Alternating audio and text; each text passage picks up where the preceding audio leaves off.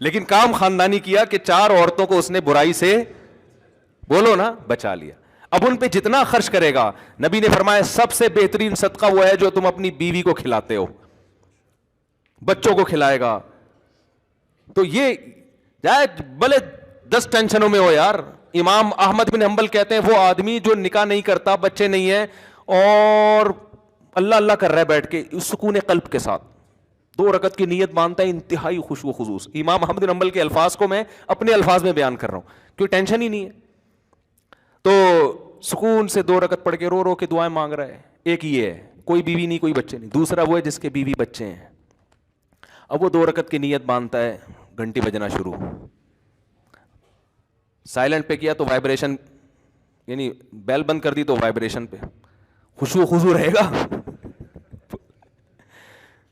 2 رکعت کے بعد سلام پھیر کے دیکھا تو میسج آیا ہے بیگم کا, شادیاں کر لی ہیں, گھر کا کوئی خیال نہیں ہے. اگر یہ نمازیں ہی پڑھنی تھیں تو ہمیں نہیں لے کر آتے. آج مجھے گھر والوں نے ڈبل روٹی کے لیے بھیجا. اپنا واقعہ بتانے میں کوئی حرج نہیں ہے, حقیقت اپنا واقعہ. یہ میرے بھائی گواہیں, یہ دوست ہیں, یہ گواہیں. گھر والوں نے کہا بھائی بریڈ چاہیے, اور مسجد کا جو میرا خادم ہے بیچارہ خدمت کرتا ہے شمس, اس کو بول دیں کہ وہ لے آئے. میں باہر نکلا بھول گیا. پھر میں گھر گیا, گھر والوں نے کہا آپ کو ڈبل روٹی لینے کے لیے بھیجا. میں نے کہا بالکل ذہن سے نکل گیا. اب میں گیا تو دیکھا شمس بھائی جمعہ نہانے کے لیے گھسے ہوئے ہیں. اب میں بیٹھا رہا ہوں کرسی باہر ڈال کے, تو یہ تو ٹھیک نہیں ہے نا کہ جب نکلیں گے تو میں بولوں گا. میں نے کہا چلو جب نکل آئے گا تو بول دوں گا, جب نکلے تو اتنی دیر ہو گئی بھول گیا میں. ایسے ہی پھر میں باتوں میں گھر چلا گیا. یہ خوشو و خضو بتا رہا ہوں آپ کو.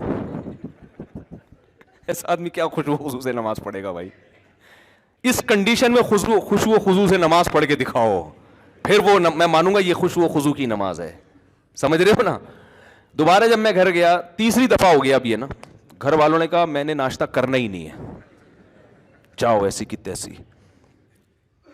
میں ایک دم اس میں آیا نا, میں نے کہا یہ تو یار میرے ساتھ بھی ایسا ہوتا تو ہمارے بھی. جب میں آیا چوتھی دفعہ نیچے آیا, جیسے ہی نیچے آیا تو یہ آپ کہاں سے تشریف لائے ہیں؟ ثوابی سے ہی بھائی آئے ہیں. ارے مفتی صاحب, وہاں سے ایک صاحب, ارے وہ جب آئے نا قریب میں بھول گیا.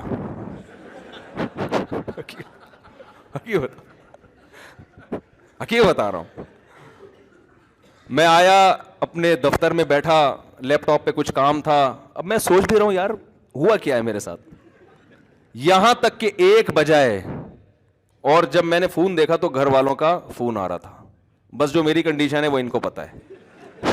میں نے کہا میں تو فون اٹھانے کا میرے اندر حوصلہ نہیں. میں نے کہا آپ ڈبل روٹی لے جاؤ, گھر کے دروازے پر رکھ کر دھاڑ دھاڑ دھاڑ دروازہ بجا دو.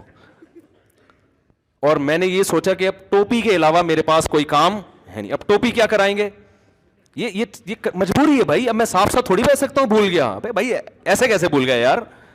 حالانکہ ہمارے گھر کا ایک سیٹ اپ بنا ہوا ہے, مہینے کا راشن آتا ہے, وہ سب سیٹ اپ بنا ہوا ہے. کبھی کبھار اس کی ترتیب ہٹتی ہے تو پھر ایڈجسٹ کرنا مشکل. گاڑی کا ایک ٹائر اگر زیادہ گھس جائے تو الائنمنٹ آؤٹ. اب الائنمنٹ صحیح کریں گے تو پھر وہ خراب ہو جائے گی. ٹائر نیا ڈالیں گے تو وہ پرانے والے زیادہ گھسے میں, یہ والا تو وہ ادھر سے, اب وہ ایڈجسٹ کرنے میں جب ترتیب آؤٹ ہوتی ہے نا. تو میں نے کہا بھائی میرے اندر تو اب ہمت نہیں ہے, میں جاؤں گا خام خواہ میں گھر میں الٹی سیدھی باتیں ہوں گی. جمعے کا ٹائم ہو رہا ہے, میں غصے میں یہاں کے بیٹھوں گا تو یہاں بھی وہ ڈبل روٹی کی باتیں شروع ہو جائیں گی پھر. تو اب آپ ایسا کرو, دروازہ بجاؤ اور پتلی گلی سے نکل آؤ. میں جب گھر جاؤں گا تو میں بولوں گا کب سے رکھی ہوئی ہے بریڈ گیٹ پر. یہی میرا, اس میں جھوٹ نہیں ہے. کب سے رکھی ہوئی مجھے خود نہیں پتا کب سے رکھی ہوئی, ایگزیکٹ ٹائم تو معلوم نہیں ہے نا. بندہ دروازہ بجا رہا ہے یار, کب سے رکھی ہوئی ہے. تو یہ میرے ذہن میں پروگرام تھا کہ بھائی ٹوپی بندے پہ ڈال دو. تو آخر یعنی اگر اس میں ناکام ہو گیا تو کہیں گے اس نے, یہی چلتا ہے گھر اسی طرح چلتا ہے. ایسا نہیں ہوتا کہ میں بھول گیا تو میں پھر بھول گیا تو میں پھر بھول گیا تو پھر بھول گیا. تو خیر جلدی سے بات ختم کرتا ہوں. تو بس 2 رکعت امام احمد بن حنبل فرماتے ہیں کہ جس کے بال بچے ہوں وہ ان کی فکر میں ہو, ان کو کھلانے پلانے کی فکر میں ہو, ان کے ذمہ داری پوری کرنے کی فکر میں ہو, تو وہ اس کی 2 رکعت اللہ اس پہ ثواب اس کو زیادہ دے. تو کیونکہ وہ نیچر پہ چل رہا ہے نا, پادری پن تھوڑی ہے کہ جنگلوں میں نکل جاؤ بس اللہ اللہ کرو بیٹھ کے.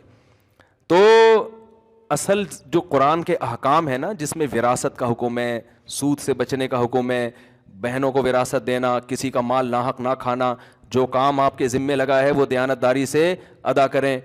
تو یہ کام مسلمان پہلے چونکہ کر رہا تھا تو ترقی کر رہا تھا, اب یہ کام مسلمان نے چھوڑ دیے ہیں. اور اگر ہم جنت جہنم کو بیچ سے نکال دیں گے نا میرے بھائی, تو مسئلہ یہ ہوگا کہ یہ جتنے ہیں نا اس سے ہی جائیں گے. یہ ایسا نہیں ہو کہ چاند پہ پہنچنا شروع کر دیں گے, کیونکہ ہمارے لبرل لوگوں کے ہاتھ میں ہمارا تعلیمی نظام ہے جو مذہب پہ چلتے ہی نہیں ہے. تو دیکھو تعلیمی نظام کا اب کیا بیڑا غرق کیا ہوا ہے انہوں نے.